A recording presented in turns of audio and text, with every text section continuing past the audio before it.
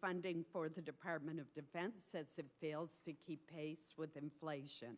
It proposes a defense funding increase of just 1%, $8.6 billion, relative to the current fiscal year. That amount is well short of the $22.5 billion year-over-year increase that the department would need simply to cover projected cost escalations related to fuel, military and civilian pay, and medical care. This is a nearly $14 billion shortfall. It means that the president's request shifts funding away from modernization, readiness, and procurement to cover these must-pay costs. If the world were becoming safer, then perhaps such a reduction could be absorbed with little risk to national security. But unfortunately, that is not the world in which we live. Russian President Putin continues his brutal bombardment in Ukraine. Hamas refuses to return the remaining 133 hostages, including 5 Americans who have been held for 214 days since Hamas's attack on Israel. Iran and its proxies continue to fan the flames of violence throughout the Middle East, and China's military budget and Navy continue to grow, including a 7.2% increase in defense spending in the Chinese budget compared to last year. In the past few months, 2 of our combatant commanders have told me that the threats we face today are the most dangerous than any that they have seen in any time during their careers. In addition, we see a resurgence of ISIS-K and other terrorist groups that have caused the FBI directors to say that it is blinking red in terms of a potential terrorist attack on us or our Western allies. Indeed, we've seen terrorist attacks. The proposed inventory divestments and cuts to ship, vehicle, and aircraft procurement included in the president's budget request would require us to incur excessive risk without there being any discernible reduction in the threats facing our country. The budget request would result in the smallest Air Force fleet in the service's history. We would have the smallest Army since the start of the all-volunteer force in 1973. Our naval fleet of 290 ships is already smaller than China's fleet of more than 370 ships. Under this budget, the Navy's overall fleet would grow by just 1 ship, a single ship, during the next 5 years, far fewer than the 435 ships China will have. The technological and high-end capabilities that we've enjoyed since the end of the Cold War is also eroding. It's being directly challenged by China and Russia. On a more positive note, I want to commend you, Mr. Secretary, and your teams for efforts to make the department more innovative and in taking steps to strengthen the industrial base. Finally, I would be remiss if I did not use this opportunity to thank Chairman Tester and Chair Murray for working with Leader McConnell and me over the last several months, indeed this entire subcommittee, to get the National Security Supplemental across the finish line. These investments will help to strengthen our own military and defense industrial base while supporting key partners abroad. From the Portsmouth Naval Shipyard in southern Maine to the Defense Finance Accounting Service facility in northern Maine along our Canadian border, and many places in between, thousands of Mainers proudly support and contribute to our nation's defense. Employees at Bath Iron Works, which builds naval destroyers, and Pratt & Whitney, which manufactures military jet engines, perform essential roles in support of our national security. All of the men and women who serve our country, whether in uniform or in the defense industrial base or as a civilian federal employee, deserve a budget that supports them. I look forward to hearing from our distinguished witnesses today. Thank you, Senator Collins. First up, we'll have Secretary Austin. Appreciate you being here, Mr. Secretary. You have the floor. Chairman Tesser, Ranking Member Collins, distinguished members of the committee, thanks for the opportunity to testify in support of President Biden's proposed fiscal year 2025 budget for the Department of Defense. I'm pleased to be joined by our outstanding Chairman of the Joint Chiefs of Staff, General C.Q. Brown, and by Undersecretary Mike McCord, the Department's Comptroller. Let me start by thanking this committee for all that you do to support the U.S. military, our troops, and our military families. As Secretary, I've always been guided by three priorities: defending our nation, taking care of our people, and succeeding through teamwork. Our budget request for fiscal year 2025 will advance all three of these priorities. First, the President's request will invest in cutting-edge capabilities across all domains. That includes $48.1 billion for naval and shipbuilding capabilities, $61.2 billion to reinforce U.S. air dominance, and $13 billion to bolster Army and Marine Corps combat capabilities. Our request will also provide $33.7 billion to strengthen our space architecture and $14.5 billion to develop and field advanced cybersecurity tools. It will direct $49.2 billion to modernize and recapitalize all three legs of our nuclear triad.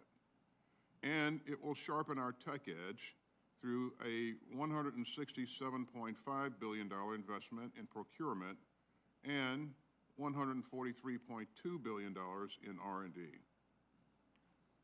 Second, this budget request will support our outstanding troops and their families. That includes raising base pay and housing allowances, investing in better housing, making child care more affordable, and funding vital work to prevent sexual assault and suicide in the military. And third, this request will help the department further deepen our teamwork worldwide. Our network of allies and partners remains a strategic advantage that no competitor can match. And you can see its power in our strengthening ties across the Indo-Pacific and in today's expanded and united NATO and in the 50-country Ukraine Defense Contact Group that I convene. Our budget remains rooted in our 2022 National Defense Strategy. Our request positions the United States to tackle the department's pacing challenge, the People's Republic of China, with confidence and urgency. It will help meet the acute threat of Putin's increasingly aggressive Russia. It will help us tackle the persistent dangers from Iran and its proxies. It will help us take on the threats from North Korea and global terrorist organizations and other malign actors, and it will help us continue to deter aggression against the United States and our allies and partners, and to prevail in combat if necessary. Now today I want to underscore three key messages. First, even as our budget request abides by the mandatory caps set by the Fiscal Responsibility Act, it is aligned to our strategy. We made tough but responsible decisions that prioritize near-term readiness, modernization of the joint force, and support for our troops and their families. Our approach dials back some near-term modernization for programs not set to come online until the 2030s. Second, we can only fully reach the goals of our strategy with your help. And I'm grateful that Congress passed the fiscal year 2024 appropriations in March. And the single greatest way that Congress can support the department is to pass predictable, sustained, and timely appropriations. My third and final message is that the price of U.S. leadership is real, but it is far lower than the price of U.S. abdication. As the President has said, we're in a global struggle between democracy and autocracy, and our security relies on American strength of purpose. Our government support for Israel's genocide, sir. Israel is committing war crimes with U.S. weapons. It is committing war crimes repeatedly and in violation of U.S. law. It has now invaded Rafah, sir. Will your legacy be a live-stream genocide, sir? Will the legacy of the United States? You may proceed. And our security relies on American strength of purpose, and that's why our budget request seeks to invest in American security and in America's defense industrial base. The same is true for the recently passed National Security Supplemental that will support our partners in Israel, Ukraine, and Taiwan, and make key investments to increase submarine production. In fact, about $50 billion of this supplemental will flow through our defense industrial base, creating good jobs in more than 30 states. So we're grateful for our partners in Congress who help us make the investments needed to strengthen America's security through both the supplemental and the President's budget requests. The United States military is the most lethal fighting force on earth, and with your help, we're going to keep it that way. I deeply appreciate your support for our mission and our troops, and I look forward to your questions. Thank you, Chairman. Secretary Austin, thank you for your testimony. Next, we'll have General Brown. General Brown, you have the floor. Chairman Tester, Ranking Member Collins, and distinguished members of the committee. I'm honored to join Secretary Austin and the Honorable Mike McCord to appear before you today.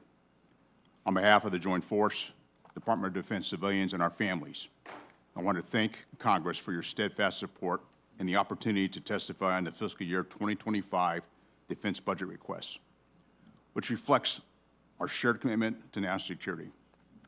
I also want to thank you for passing the National Security Supplemental, which provides vital support to our allies, partners, and our defense industrial base to counter aggression and strengthen our joint force capabilities and capacity in preparation for any future contingency. The global security environment is increasingly complex. The 2022 National Defense Strategy identifies 5 key challenges. The People's Republic of China, our pacing challenge, continue its risky behavior around the globe. A newly aggressive Russia with its unprovoked war against Ukraine. A reckless Iran, who we saw a few weeks ago attempts to escalate regional conflict with unprecedented attacks in support of proxy forces.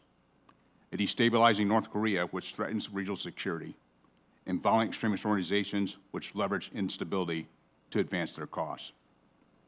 These challenges are interconnected, which demands a strategic approach addressing the immediate threats while also preparing for future contingencies. It requires all of us to operate with a sense of urgency. Days after becoming the chairman, I laid out 3 expectations in my message to the Joint Force. Honing our warfighting skills has primacy in all we do. Modernizing and aggressively leading with new approaches, new concepts and approaches, and trust is the foundation of our profession. Our military exists to fight and win our nation's wars. We train every day to ensure we are so good at what we do that we deter any adversary for engaging U.S. in conflict. This budget requests $147 billion to sustain readiness and ensure the department can counter near-term threats. We're also focused on better integrating our allies and partners in our planning and operations by investing in critical programs and capability, expanding security cooperation, exercises, training, and interoperability. Our investments in readiness ensure the Joint Force can respond when the nation calls. While we are focused on our readiness for today, it is critical to modernize and lead with new concepts to prepare for tomorrow. The department continues to invest in capability and capacity to outpace our competitors while transforming from costly legacy platforms that are no longer relevant to the threat. This budget strategically invests $167.5 billion in procurement, underscoring our commitment to equip the Joint Force with unparalleled combat capabilities across every domain. This budget also invests $143.2 billion in research, development, tests, and evaluation of future capabilities that will retain our strategic edge. Finally, this budget invests significantly into nuclear modernization, digital innovation, multi-year procurement of critical munitions, and the strengthened defense industrial base. With rapidly evolving threats and technologies, accelerating our modernization is crucial. Lastly, trust is the foundation of our profession. Joint force must build upon and uphold the trust in each other, trust of our families, trust of our elected leaders, and trust of our nation. Enhancing the quality of service and the quality of life of our personnel is not just a moral obligation, it's a strategic imperative. The budget includes investments in quality of service efforts such as advanced training, educational benefits, and career development, while also investing in quality of life projects like housing, medical clinics, and child care facilities, as well as funding spouse employment initiatives, enhanced mental health resources, and robust programs to combat sexual assault. We must create an environment where all can reach their full potential. Trust that our joint force stands ready to defend our national interests, ready to deter aggression, and ready, if necessary, to fight and win our nation's wars. I thank you for your support and collaboration and our shared commitment to face the security challenges of today and prepare for tomorrow. We're living in consequential times, and there's no time to waste. Thank you, and I look forward to your questions. Thank you for your statement, General Brown, and there will be probably multiple rounds, but there'll be 5 minutes per member. This is for you, Secretary Austin. The budget request is consistent with the cap set forth in the Fiscal Responsibility Act. However, the proposed growth is below current inflation levels. It does not account for billions of dollars for additional requirements identified by the military services. As has been pointed out by both of you, this is a very dangerous time in which we live. In my lifetime, probably comparable to the early 60s with the Cuban Missile Crisis. So, Mr. Secretary, where are you taking risks because of this budget cap? I should say, where are we taking risks because of this budget cap? Thanks, Chairman. First of all, our budget continues to be strategy-driven. Over the last several years, we've worked hard to make sure that we link the budget requests to the strategy, and that's been, in my view, the best approach to constructing the budget. But to meet the caps approved by Congress, we had to make some tough but responsible choices. And we prioritized near-term readiness. As you heard me say earlier, Chairman, we decided not to invest in some modernization that would not deliver results before 2030. And we invested in our people and our families. The kinds of decisions that we had to make were tough decisions that we had to make were things like 5th and 6th generation aircraft. But having said that, our budget does include, as you heard me say earlier, $143.2 billion for RDT&E and $167.5 billion for procurement.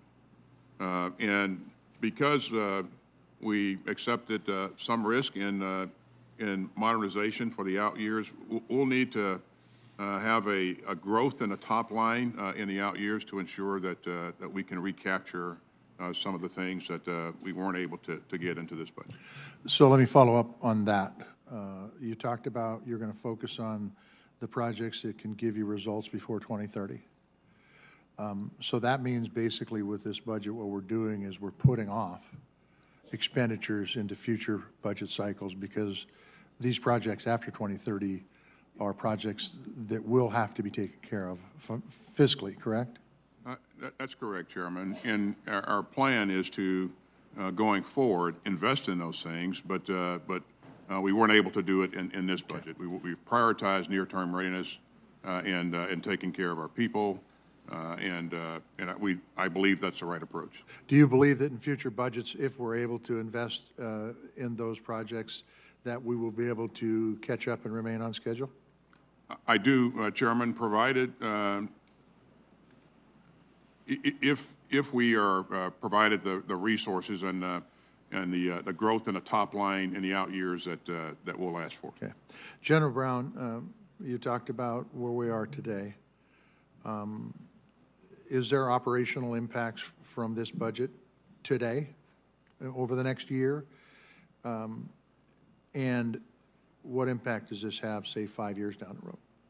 Or for operational impacts for today, because of our focus on readiness, I don't see operational impacts. Now, as the Secretary highlighted, as we had to defer some of our modernization, you think about 5, 6, years, a decade from now, there's potential challenges if we don't get the additional support in top line in the out years. Excuse me, what kind of challenges are we talking about when you say additional challenges? Well, part of it was the deferring some of our modernization and ensure, the thing I focus on as a chairman is ensure we have both capability and capacity. And we got to make sure we have capability that stays ahead of the threat, and then also have capacity to be able to operate in many of the areas around the world like we do today. And that's where we need to make sure we're working closely together on the out years to ensure that we can actually continue to modernize and make sure we stay ahead of the threat. Okay, Senator Collins. Thank you, Mr. Chairman.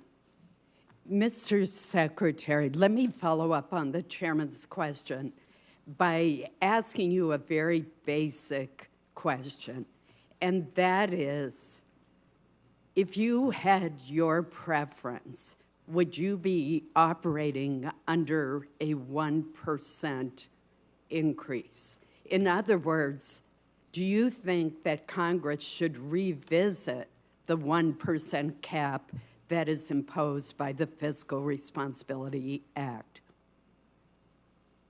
Certainly, the cap makes it more challenging and forces us to make choices that if we didn't have that cap, we obviously wouldn't have to make. So, yes, it does provide more challenges, but certainly we have worked hard to link our request to our strategy, and as much of our strategy as we can support, we're going to support. Thank you. I want to switch to a different issue. On October 25th, 2023, that was the darkest day in Maine history in my lifetime. 18 Mainers lost their lives, 13 others were injured in the worst mass shooting that we have seen. The killer, Robert Card, was a sergeant first class in the U.S. Army Reserve. The governor of Maine established an independent commission that has issued an interim report, and that report included several very troubling findings about missed opportunities to prevent this tragedy. For instance, mental health providers recommended to Mr. Card's Army Reserve unit that, quote, measures be taken to safely remove all firearms and weapons from his home. Well, the Army Reserve unit took appropriate action to reserve Mr. Card's access to military weapons. This recommendation was never communicated by the Army to relevant law enforcement agencies in Maine. We had members of Mr. Card's unit raising alarms with their supervisors about their fear that he was extremely dangerous. He actually assaulted a fellow soldier. He was institutionalized for 2 weeks at a hospital for those with mental illness in New York State while he was on drill. We have an Inspector General's report that is underway to look at this more thoroughly. After I receive that report, I intend to draft legislation that would require our military services to report to the appropriate authorities when a service member poses a threat to him or herself or to others while protecting the Second Amendment rights of our service members. Would you commit to working with me on such legislation to establish formal policies and procedures so that we can ensure that our military services share this kind of relevant information with law enforcement and with state officials under the appropriate state laws. Thanks, Senator. Well, first of all, this was a tragedy, and my thoughts and prayers go out to all those affected by this tragedy. The health and welfare of our troops is very important to me, at the top of my mind all the time. So is the health and welfare of our community members. And so absolutely, we will work with you to ensure that we have the mechanisms to, where appropriate, pass relevant information to authorities. And so I look forward to my staff engaging your staff on this issue and going forward. Thank you very much. Senator Shaheen. Thank you, Mr. Chairman. Welcome, Mr. Secretary, General Brown, and Mr. McCord. Secretary Austin, while I'm glad that we were able to pass the National Security Supplemental, I think all of us were relieved that that happened. What we've seen is that Russia's industrial base has been able to increase production, in part due to sanctions evasions, in part because they're getting assistance now from the People's Republic of China, from Iran, from North Korea. And we know that Iran now supplies 70% of Russia's drone capabilities in Ukraine. Those are the same drones that they're using in the Middle East to kill American service members and attack us. So can you talk a little bit about how the administration is seeking to limit industrial-based cooperation between Russia and China, and what in this budget will help us do that?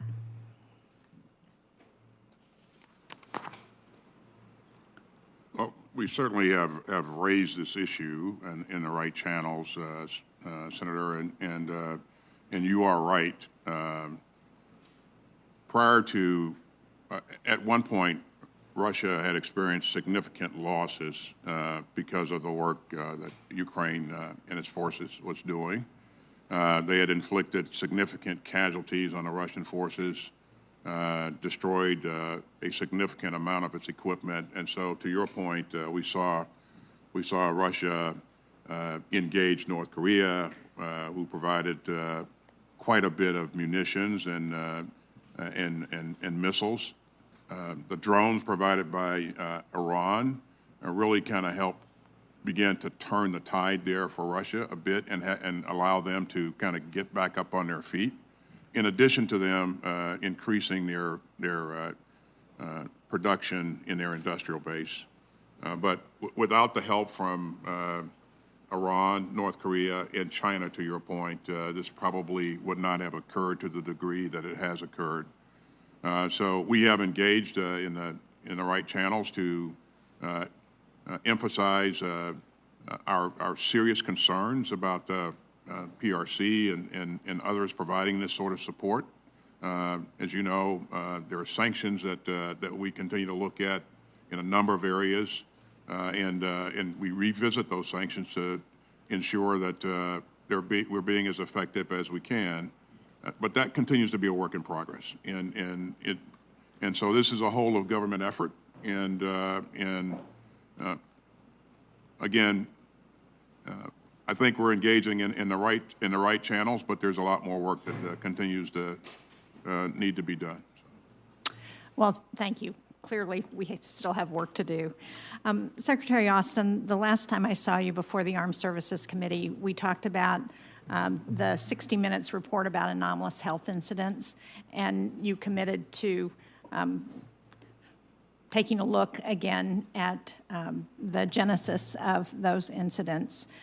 But one of the other aspects of that are the personnel who have been affected by those anomalous health incidents. And in DOD, the fiscal year appropriations bill for DOD in 2024 provided funding specific for payments to victims of anomalous health incidents, and there is funding in 2025 to provide payments as well. But the rulemaking that is required to get those payments out the door has not yet happened. Will you commit to this committee that the department will work on that and provide the required payments to victims?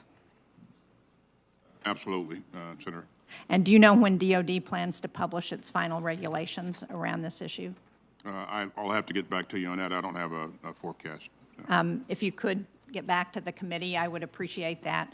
I know that we have a number of people who are waiting for help who have been affected.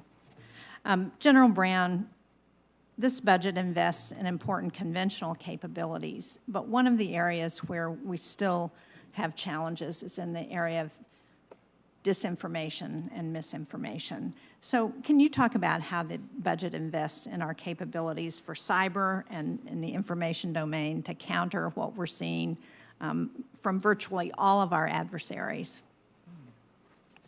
Well, there's areas that we're investing in the information domain. In particular, there's about $14.5 billion in our cyber capabilities for both offensive and defensive cyber. There's about $1.8 billion for artificial intelligence to better understand how we would use that, but I think it's also important that we understand how our adversaries would use artificial intelligence against us.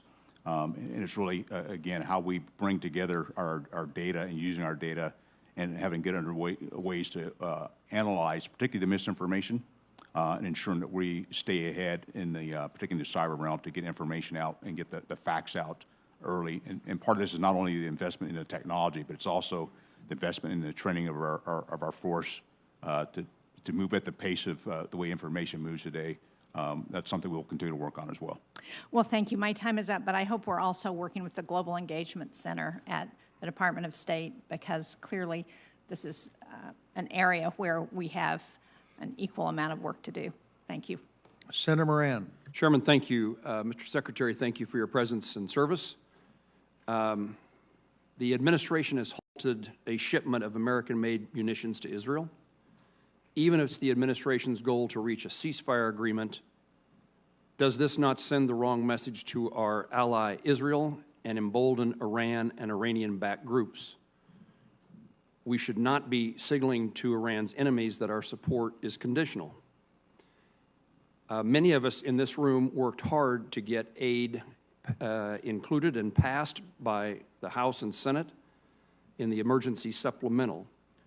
My questions on this topic are three. Should we be concerned that the aid that was included in that recent supplemental is in jeopardy of being withheld from Israel? Did the Secretary of State, Secretary Blinken, consult with you on this decision? And do you agree that halting U.S. assistance to Israel emboldens its enemies? Thanks, Senator. First of all, our commitment to Israel's security is ironclad. As you have seen from the very beginning, we have flowed billions of dollars of security assistance at a very rapid pace into Israel. And as you just mentioned, with your help, and we're grateful for this, you just passed the largest ever supplemental appropriation. And most recently, on April 13th and 14th, you saw us lead an unprecedented coalition to defend Israel as Iran attacked Israel with a significant number of drones and ballistic missiles. And so we're going to continue to do what's necessary to ensure that Israel has the means to defend itself. But that said, we are currently reviewing some near-term security assistance shipments in the context of unfolding events in Rafah. So you agree with the pause, and you were consulted and agree with the pause, Mr. Secretary?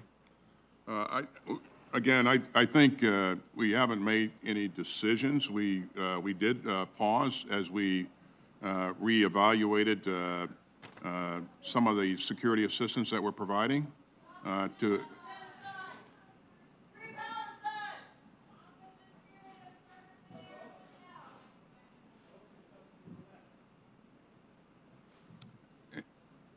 Stop the clock so that Jerry gets his full 2.5 minutes.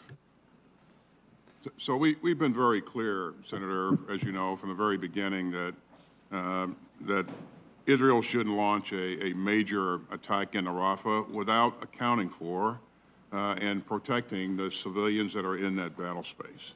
And again, as we have assessed the situation, we paused one shipment of high payload munitions. And again, I think we've also been very clear about the steps that we'd like to see Israel take to account for and take care of those civilians before major combat takes place. We certainly would like to see no major combat take place in Rafah, but certainly our focus is on making sure that we protect the civilians. And we've not made a final determination on how to proceed with that shipment. And I would highlight that this shipment doesn't have anything to do with the supplemental appropriations that you just helped us get. And my final comment is that we are absolutely committed to continuing to support Israel in its right to defend itself. Mr. Secretary, thank you. I worry about the suggestion that support by the United States is conditional. Let me turn to a different topic. Legislative Proposal 480, the Space Guard issue about the National Guard. The code dictates that National Guard equities cannot be withdrawn without the consent of a state's governor. I am informed that recently governors from 53 states and territories wrote you a letter opposing this legislative proposal. Would you tell me what the department's thoughts are? Do you consult with the governors? And based upon this overwhelming feedback, does it cause any reconsideration about the legislative proposal? I have received a letter from the governor, Senator, and most recently, Secretary of the Air Force has reached out and engaged the governors to talk about this issue and explain the rationale. As you know, when we stood up Space Force, we took on units and people that were focused on the space mission and incorporated those from the Air Force, from the Army, from the Navy, and incorporated those people and units into Space Force. This measure will affect, I believe, a small number of people. But certainly, I understand the governor's concerns, and we owe it to the governors to engage them on it, and that's why Secretary of the Air Force has recently engaged them personally on this issue. I encourage that to occur. Mr. Secretary, thank you. Chairman of the Full Appropriations Committee, Senator Murray. Thank you very much, Chair Tester, and thank you to our witnesses for joining us today. Right now, we face a number of serious challenges across the globe. That's why Vice Chair Collins and I pushed through the gridlock to hammer out and pass a strong national security package that's sent support to our allies, especially Ukraine, humanitarian aid to civilians, and a message to our allies and adversaries alike that America is still strong enough and united enough to lead the free world. We didn't just pass a bill, we passed a critical test on the world stage. And something I don't want anyone to forget, the bill the House eventually passed was essentially identical to the one the Senate passed 2 months earlier. However, the delay in inaction was not without cost. We and our allies lost precious time and resources during those 2 months that we can't recover. This is similar to the costs we face each time we flirt with a government shutdown or put the government on autopilot under continuing resolutions.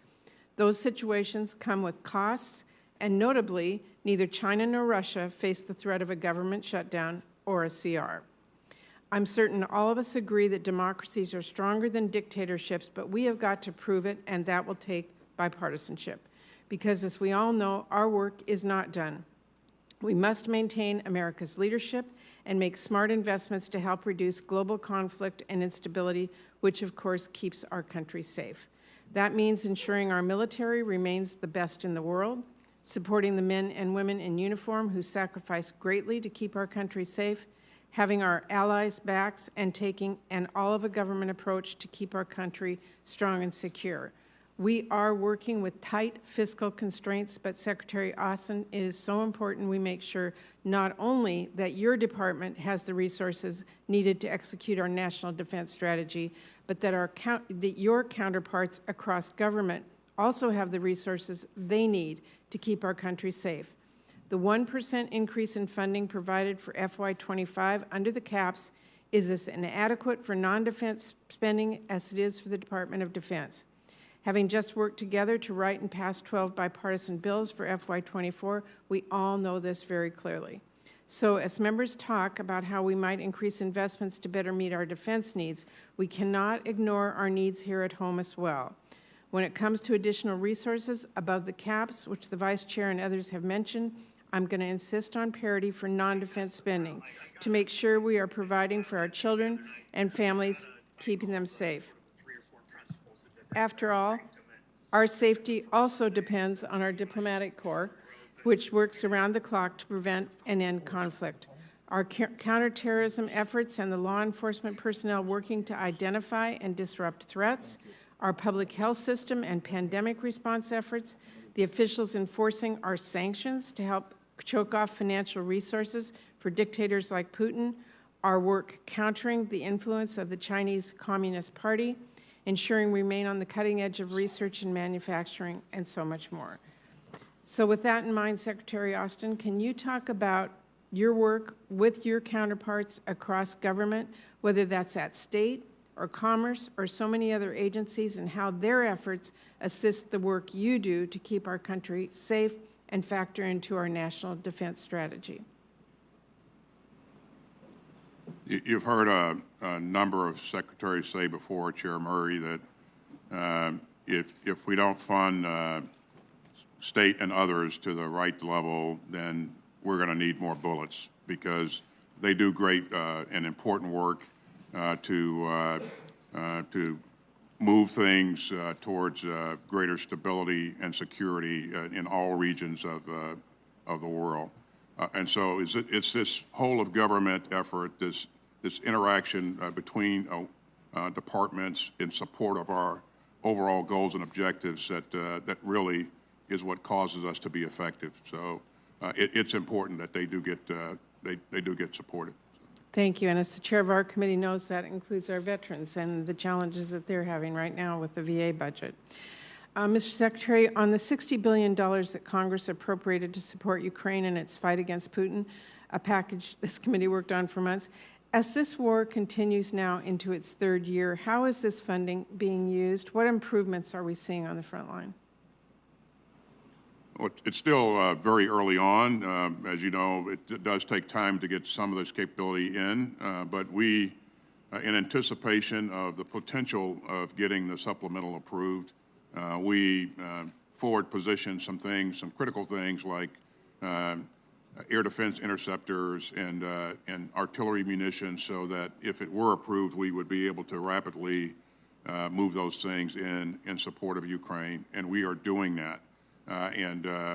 You know, I talk to my counterpart in Ukraine every week. I just talked to him yesterday, as a matter of fact, and checking on how that's going, what his most critical needs are, I think, again, this is going to be very, very helpful. But to your point, it's hard to buy back time, but given that, I think that without this help, Ukraine would have a very tough time defending against what is a superior force with the Russians.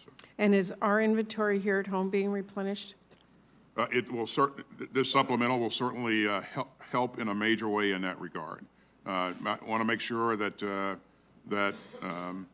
we do have the ability to replenish our stocks, and as we have drawn down some of our stocks and provided weapons and vehicles to Ukraine, we'll replace those weapons with newer models, and all of that work flows through our industrial base, and it'll affect some 30 different states in the country, and that creates good jobs, good paying jobs for Americans, and we remain excited about that. Thank you. Thank you very much, Mr. Secretary. Thank you, Mr. Chairman. Senator Bozeman. Thank you, Mr. Chairman, and Vice Chair Collins for this important hearing. Secretary Austin and General Brown, thank you both for your service. I appreciate your leadership and unwavering commitment to our service members and, very importantly, to their families.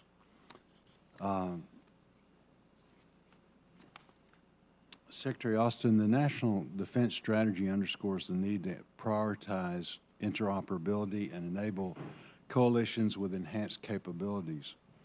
I remain dedicated to working with the Air Force to ensure Ebbing Air National Guard Base in Fort Smith, Arkansas, becomes the premier F-35 pilot training center in the future.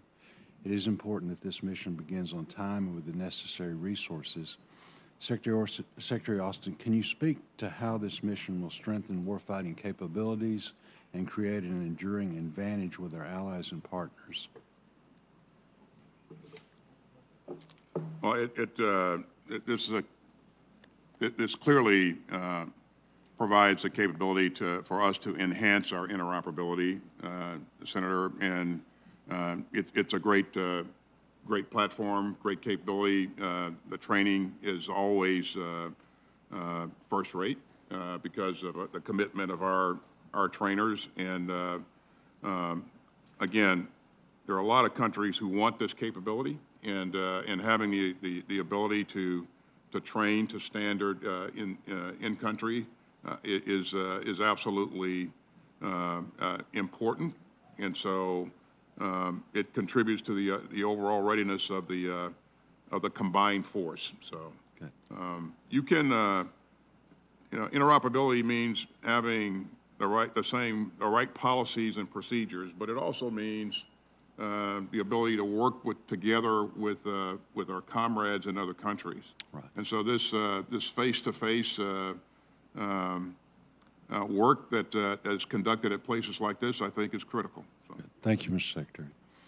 General Brown, you and I recently visited Camden, Arkansas, where we toured a munitions production facility and saw the urgent need for our defense industrial base to increase capacity and replenish our stockpiles. The passage of the $95 billion security supplemental bill proves that when we provide assistance to our allies and partners, we strengthen our defense industrial base as well. This fiscal year, Congress also approved multi-year procurement for 6 missile programs for the first time. General Brown, what impact will multi-year procurement authority have on the defense industrial base and specifically munitions production? Well, when I think about multi-year procurement, what it does is it provides opportunity for consistency. And that consistency is for us to be able to provide a consistent demand signal to an industry so that they can actually get a workforce, have a supply chain, and know what to forecast for over several years. I think that's going to help us in the long run because that consistency will help build trust. It'll drive down cost, and it will then ensure we get capability delivered on time. Good. If we have inconsistency, it's going to decrease that trust, increase the cost, and then also increase how long it's going to take to get the capability in the hands of our warfighter. So the multi-year procurement, the national security supplemental that will invest in our defense industrial base is hugely important, not only for our allies and partners, but it's just as important for our force as well. Good. And I appreciate you getting out and about. I know you're traveling a lot, visiting these places, and again, I think that's really important and very well received. Secretary Austin, I appreciate your continued focus in taking care of people. The budget calls for a 4.5% pay increase for service members and annual increases to housing and subsistence allowances. The quadrennial review of military compensation is due to be completed by January 2025. In the meantime, there have also been multiple recommendations to enhance pay flexibility for service members, including incentive pay for certain career fields and targeted raises for junior enlisted service members. Secretary Austin, in your opinion, where would pay flexibility be most effective if implemented? Well, first of all, let me thank you for the support that you've given us to date. As you pointed out, we're asking you for a 4.5% pay raise in this budget request, Senator. But to take you back a bit, in '23, we asked you for a 4.6% pay raise. You supported us on that. And in the fiscal year '24 budget, we asked you for a 5.2% pay raise, and that's the largest pay raise in 20 years. And so when you add those together, I think that's a pretty meaningful increase in compensation. My goal is to provide, reduce the costs on troops and families and provide more resources. And so anything that we do in terms of these types of actions, to answer your question, does reduce the strain on our troops and families. Whether or not we can do that going forward, certainly any recommendation that's made, we'll have to do an analysis in terms of how it affects the budget now and into the future. And so as you propose different things, we certainly look to work with you and provide you that analysis. So. Okay. Thank you, sir. Thank you, Mr. Chairman. Thank you, Senator Boozman. Senator Schatz. Thank you, Chair, Vice Chair. Secretary, thanks for being here. I want to talk to you about the Red Hill closure and remediation. Once the decision was taken to shut down Red Hill, that part went relatively smoothly and was ahead of schedule. And then there's the whole enterprise of the new concept of operations as it relates to fuel in the Pacific. I'm going to set that aside for the moment because the thing that the community is working on and thinking about the most is long-term health impacts and long-term environmental impacts, and what of the appropriated money that we provided to the department is allocated for that. Now, we just got a brief, and so we have some broad categories for what I think is called community response. But I'd love it if you could just articulate, both at the conceptual level and in as granular a manner as you can, what you're planning to do with the remainder of the money as it relates to making sure that none of that petroleum eventually makes its way back into any of those aquifers, and that anyone who's been harmed by ingesting petroleum product gets taken care of by the department.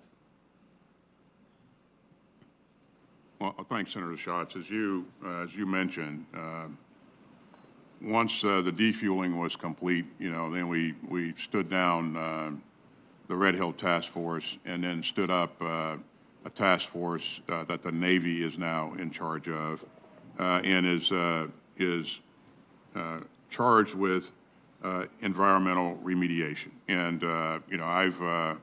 I've had personal conversations with both the leader of the task force and, most importantly, the Secretary of the Navy on how important this is, and they are committed to ensuring that they do the right things to make sure that we get this right going forward. We owe it to the members of the community to ensure that we do in fact do this. In terms of specific amounts of funds that are allocated to each segment of this, I'll have to take that for the record and come back to you on that, sir. That's fine. And we just got briefed on it yesterday, and it's still a bit of big pots of money categories: 95 million here, 32 million there, 562 going to the task force. So we don't even know what these numbers mean. But I think the community is asking me what's happening with the money. It has to be obligated by the end of this fiscal year, and so. Time is short, so if we can get fidelity on that, it doesn't have to be with you, but it can be any member of your team. That would be very, very and while we're at it, helpful. Senator, Yes. with your permission, I'd just like to thank you and the delegation for your continued support. Without that, we probably wouldn't have the adequate resources to do the things that are going to need to be done going forward here. Thank you, General Brown. The amount of aid that this committee can provide is finite. Given that the Indo-Pacific is the priority theater, I'm going to say this somewhat less diplomatically than my prepared question. What keeps you up at night? What are the unfunded priorities that you think we really need to take a hard look at in the Indo-Pacific? Well, the things that I stay focused on, and I'll just tell you, I'm very confident in our joint force, so there's not much that keeps me up at night. But I do stay focused on ensuring we have the capability and capacity for our joint force to execute what the nation asks. And so it is the modernization things that we highlighted earlier in this hearing that we had to defer because of the Fiscal Responsibility Act. And so I want to make sure that we actually have that capability and capacity as we modernize. It's also the multi-year procurement that we also spoke about on munitions. I also want to have a strong defense industrial base so we can produce those munitions and those capabilities so we don't have a fair fight. I want to have an unfair fight where we have the advantage and do that not only with our joint force, but also with our allies and partners. This is a little bit outside of our committee, but a lot of us are on the MILCON committee as well. You know, the other thing I'd flag is overseas MILCON is never the most exciting thing for a member of the United States Senate to fund, but it is really essential in the Indo-Pacific theater. And then certainly in the state of Hawaii, a lot of the DOD's assets, bases and installations and everything else are sitting on really, really old infrastructure. So that's the other thing that's less exciting to fund: sewer systems, water systems, electrical redundancy, and all the rest of it. But we're not capable if we don't have those things operating well. So let's at least elevate it, even though, you know, it's not exactly the kind of thing that you do a ribbon cutting for if you're a good politician. So thank you. And all those things cost money, and it's another reason we need to revisit the caps. Thank you, Senator Schatz. Thank you. Senator Capito. Thank you, Mr. Chairman, and thank you all for being here and for your great service to our country. Secretary Austin, I'm a little concerned, very concerned about the credibility of the administration's deterrence policy. When I see President Biden's messaging to Putin and to Iran and to the Houthis and other Iran-backed groups, I just see President Biden saying, don't. And we've had, you know, attacks. People are obviously not adhering to that. I'm concerned that we are significantly eroding our deterrence by setting these sort of ambiguous boundaries and letting our adversaries kind of walk over us sometimes. So what steps are you and the President taking to establish a stronger, more credible deterrence against these threats from our adversaries, besides just don't? I take it you're speaking about the Middle East. Yes, sir. Specifically. So, you know, we had a number of goals at the very beginning of this crisis, and one of them was to protect our people and both our troops and civilians in the region. Another was to recover the hostages. Another was to ensure that we're doing everything that we can to support Israel in its efforts to defend itself.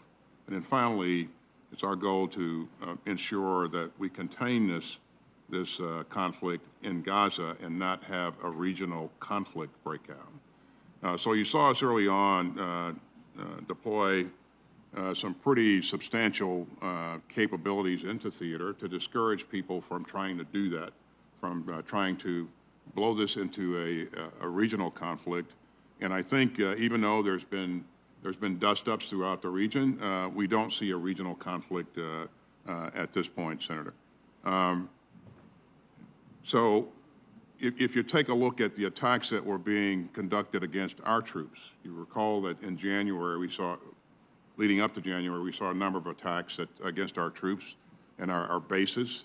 And you saw us in February conduct a pretty major strike that the President authorized in both Iraq and Syria. Since that time, we've seen 2 incidents, and we attribute those actions to probably rogue elements. So in that case, they have been deterred from attacking our troops.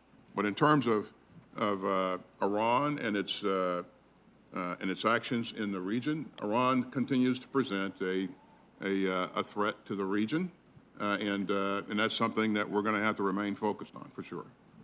Let me ask both of you a question here about the reports that of withholding weapons. We all voted, many of us, I certainly did, and was pleased to support the bill by 79 to 18 to reinvigorate not just our own defense industrial, but also to give aid to several other entities.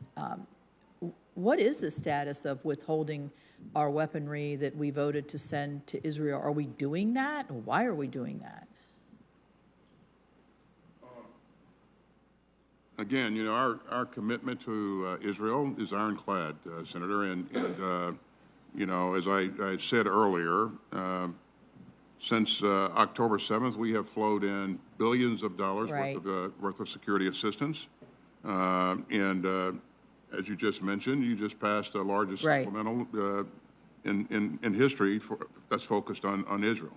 And we're going to continue to do what's necessary to support Israel. Are those reports false then that I'm reading? No, we are currently reviewing some near-term security assistance shipments in the context of the unfolding events in Rafah. So we are withholding our shipments of weapons predicated on the strategy that Israel's employing and going into Rafah. Is that the bottom line here? We've not, again, we're assessing. We have not made any final decisions on this yet, but to answer your question, yes. There are some things that we're taking a closer look at. So. Okay, that's an answer that's, well, thank you for clarifying it. I wouldn't say I agree with it, but thank you for clarifying it. General Brown, let me ask you, this is one of the things that's come up on the refortification of our own munitions. How do you see that now that we've passed this and the President's signed this? Well, it's going to put us on a much better path, and it's not only what the supplemental, but it also say the FY24 National Defense Authorization Act, which allowed for multi-year procurement for 6 systems. I wouldn't look to actually expand that in the future on multi-year procurement, because what that will do will provide levels of consistency for our defense industrial base, so they can actually workforce, facilities, supply chains, and allow us to make sure we have the capacity from a munitions standpoint. So you're convinced that we're on a glide path to renew our munitions supplies to a satisfactory level for you? We're on a good path. And one of the pieces I'd also add, though, you know, getting a budget on time is actually really important to actually provide that level of consistency so we can write contracts and gives our defense industrial base the confidence and the trust that they can invest and have that workforce and supply chain. I think we all hear you. Thank you. Senator Coons. Thank you, Chairman Tester and Vice Chair Collins, and thank you to the leadership of this committee, the full committee chair and vice chair, for navigating some very challenging dynamics and getting ultimately delivered to our warfighters and to all the different departments and agencies that were supported through the supplemental, a critically needed additional funding. As a new member of this subcommittee, I look forward to working with you. I've got 2 questions I'd like to focus on. As you heard Chair Murray in her, I thought, compelling commentary, we need to coordinate between defense, diplomacy, and development to be as effective as possible, particularly in places that are on the margins of the main conflicts currently appropriately occupying most of your time. I chair the subcommittee that funds the State Department and USAID. 5 years ago, President Trump signed into law the Global Fragility Act, which Senator Graham and I and 24 other senators co-sponsored and worked on. And it's a simple proposition. It requires coordination between DOD, USAID, and state in fragile countries that are not yet failed states, not yet scenes of active combat, but where we might implement the same sort of strategy we pursued in Colombia over a long period of time to prevent a fragile state from becoming a failed state. One of my concerns has been the genuine lack of DOD engagement in Global Fragility Act implementation. I understand you have a lot on your plate, but there are several identified nations and areas of focus under GFA. One of them happens to now be the subject of, I think, renewed intense engagement, coastal West Africa.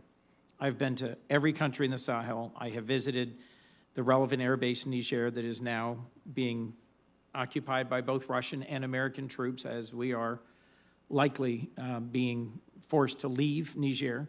I'm very concerned about the security and stability situation in the region. And our partners, Ghana and Cote d'Ivoire, with whom we have trained and prepared for quite some time, have been asking now for years for additional security assistance.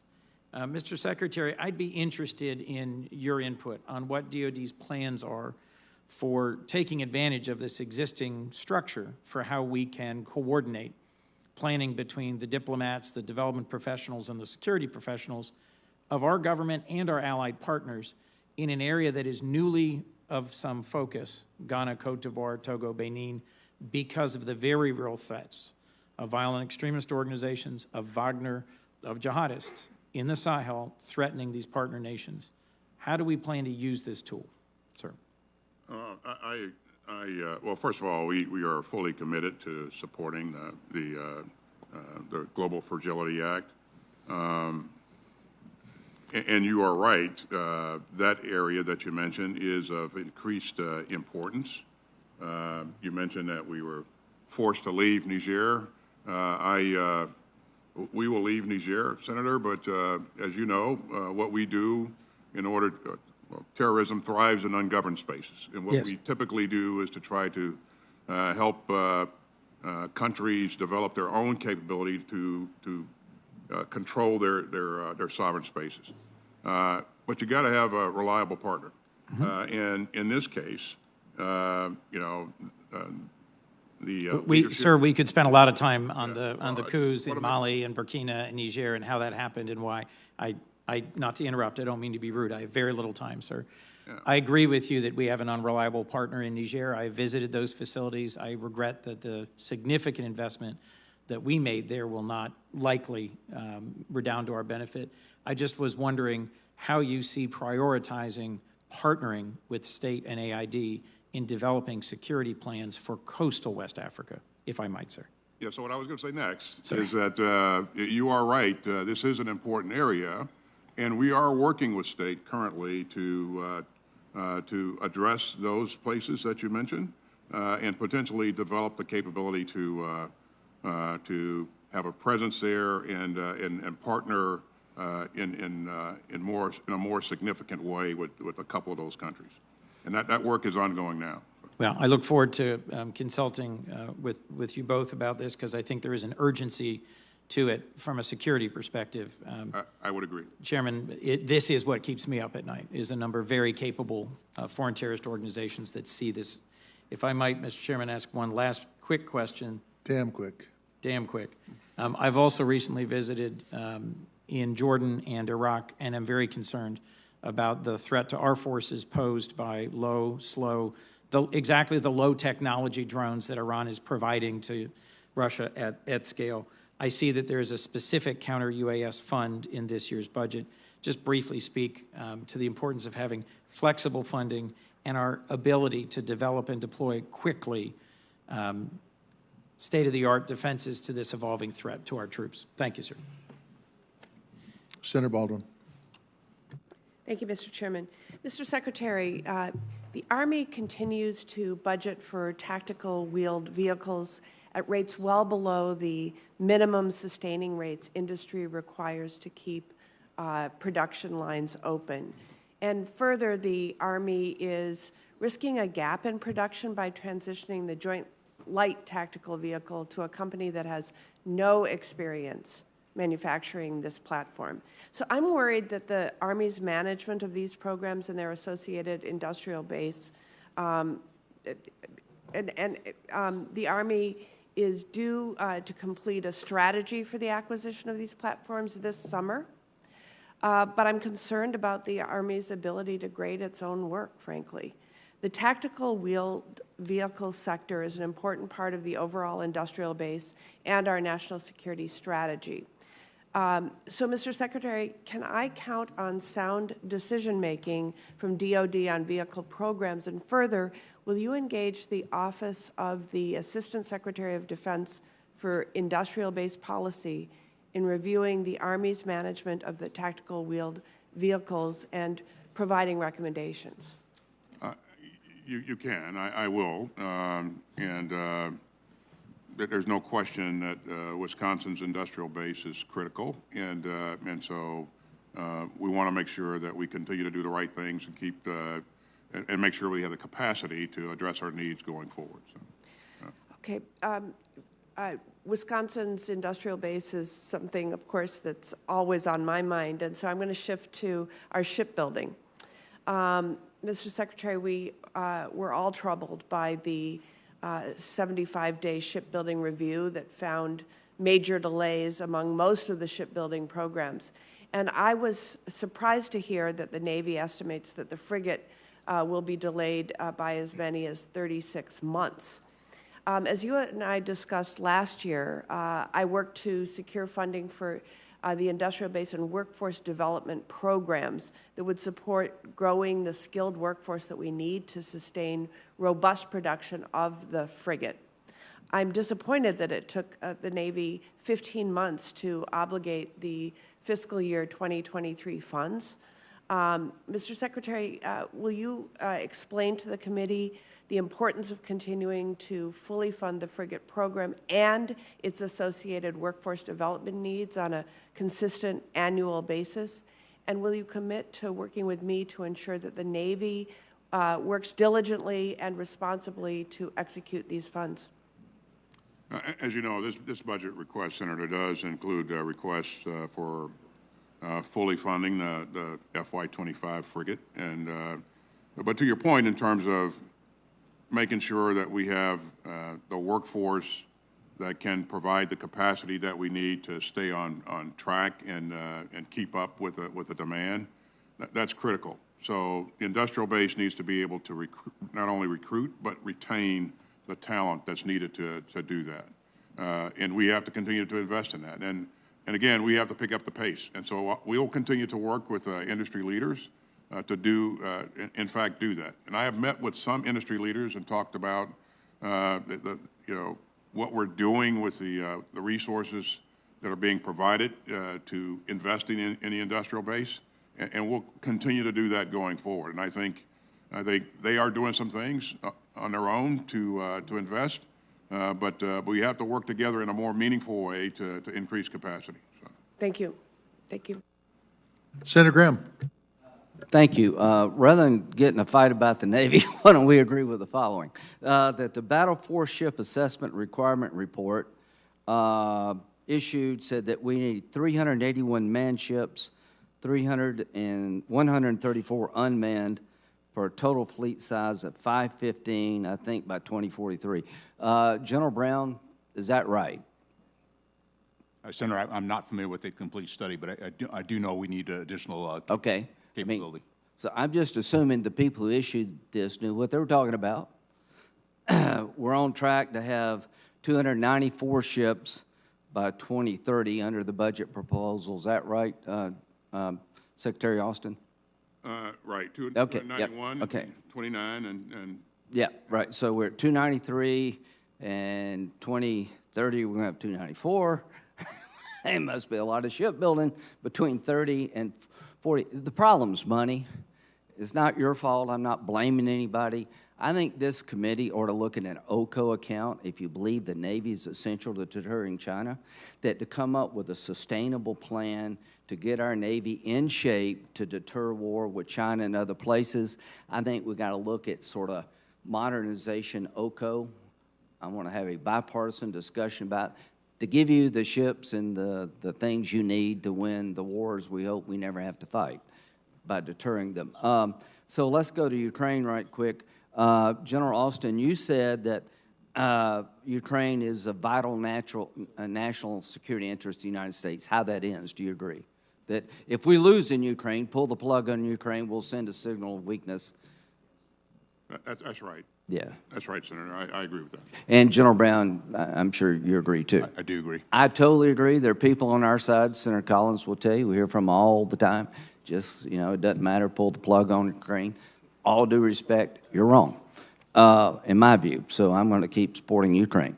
Now, you just confirmed that that we're delaying transfer or stopping transfer of certain weapons like 2,000-pound bombs to Israel. Is that correct? What I Secretary said, Austin. we're assessing Okay. where we are right now. Well, there are media reports that it's happened. Are they incorrect? That we have made a decision to. Yeah. Again, we've made no decisions. Okay. We're assessing. Are you worried that if you make a decision to deny weapons that Israel say they need, that it would send a signal to Hamas and Iran to keep pushing? Senator, we want to make sure that we're providing the right kinds of weaponry. Okay. would you have supported dropping the atomic bombs on Hiroshima and Nagasaki, General Brown, to end World War II? Well, Senator, I think just based on the situation where Well, we know, I mean, it's happened, we know. I'm not asking, that they did it. Do you think that was disproportionate? it was definitely, Well, do you, in hindsight, do you think that was the right decision for America to drop 2 atomic bombs on the Japanese cities in question? well, I'll tell you, it stopped the World War.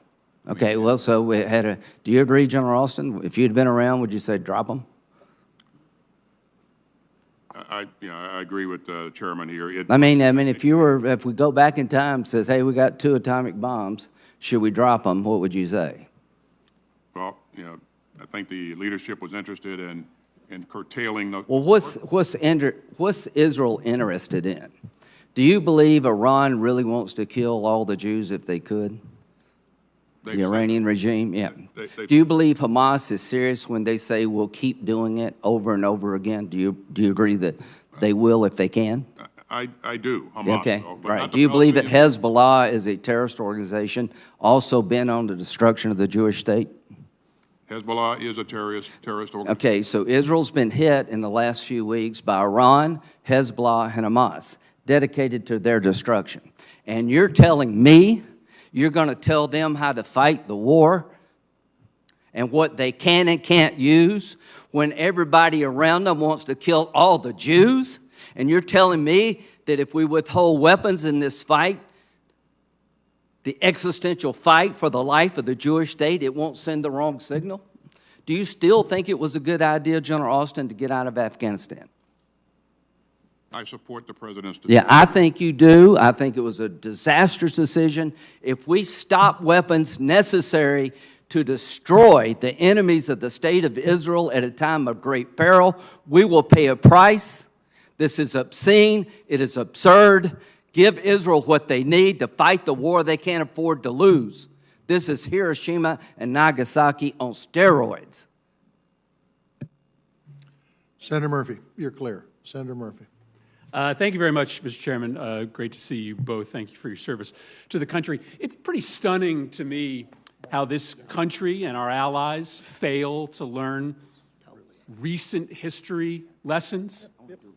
Those recent history lessons in both Afghanistan and Iraq tell us that there are substantial, grave limitations to the ability of military force to eliminate a terrorist threat. In fact, history tells us that the application of overwhelming military force can, in fact, grow terrorist threats, not shrink them.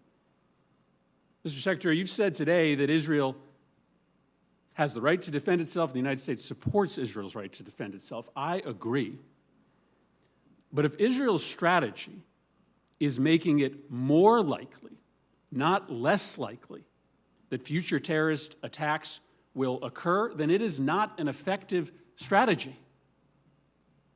And so it's all well and good to get angry about a conversation the United States is having with Israel over the right strategy to defeat terrorism, but we have lots of experience in failed strategies. The National Intelligence Estimate, released just earlier this year, said this, that the Gaza crisis has galvanized violence by a range of actors around the world, and while it is too early to tell, it is likely that the Gaza conflict will have a generational impact on terrorism, a generational impact on terrorism. Both al-Qaeda and ISIS, inspired by Hamas, have directed supporters to conduct attacks against Israeli and U.S. interests. Here's my question. How do we apply the lessons that we learned in Iraq and Afghanistan as a means of helping Israel understand how to defeat Hamas? And what is your assessment of whether this campaign is, in the long run, going to decrease the ability of Hamas or follow-on organizations to recruit and retain strength and the ability to hurt Israel and the United States? Thanks, Senator. We've said all along that Hamas does not equal the Palestinian people. They are not one and the same. And what we learned, to your point, key lesson there is that you have to protect the people, the civilians in the battle space. Otherwise, you create more terrorists going forward. So it's not only a moral imperative, but it's also a strategic imperative that you protect civilians. And so, and the two aren't mutually exclusive. You can do both, and we know how to do that. And so, in terms of the lessons learned, the kinds of things that we would endeavor to pass along, those are the things that we continue to have a dialogue on. But you know, there have been far too many civilian casualties in this battle space, and I think we should do everything possible to ensure that we're protecting for civilians and providing for their welfare, humanitarian assistance. I think you are right that there is a strategic and a moral reason to care about the number of civilian casualties in Gaza, even if you don't care about the moral consequences of 13,000 children dead. You should care about the strategic consequences of providing continued bulletin board recruiting material to the very organizations that we're trying to destroy. Mr. Secretary, let me do a hard turn here on a subject really important to U.S. national security, but also to my state. As you know, this budget downgrades our commitment to building Virginia-class submarines from 2 to 1 a year. We made a big mistake in the 1990s when we hollowed out the submarine industrial base. We went from having 12,000 employees at Electric Boat down to about 1,500, and it took us a decade or more to scale back up when we realized we really needed these submarines. How can we look at the request for only one Virginia-class submarine in FY25 as anything but a pretty enormous step back for our industrial base? I'm really worried about our ability to be able to deliver what we know we need, which is 2 Virginia-class submarines and keeping the Columbia-class on time. I just worry that you can't do that if you take this big, even if it's just a 1 year, but a big step back in commitment to the Virginia program. Thanks, Senator. So the choices are to increase the backlog by putting more demand on the system, or invest more in the industrial base. And that's the approach that we've taken. We asked you for, in 23 and 24, we asked you for $1.9 billion to invest in the industrial base, sub-industrial base. For this budget, we're asking for $4 billion. The supplemental gives us $3.3 billion, and the Australians are also investing in the submarine industrial base, our submarine industrial base. So as I have talked with industry leaders, you know, we have talked about how we go about recruiting more people, increasing strengths in the supply chains. And so that work is ongoing and needs to be done. But we have to increase the capacity. And I know there's arguments both ways in terms of the demand versus investing in the capacity. But they believe, and I believe, that we'll get there, but we just need to do more in terms of capacity. So. I appreciate that $4 billion investment. It's significant, but that has to be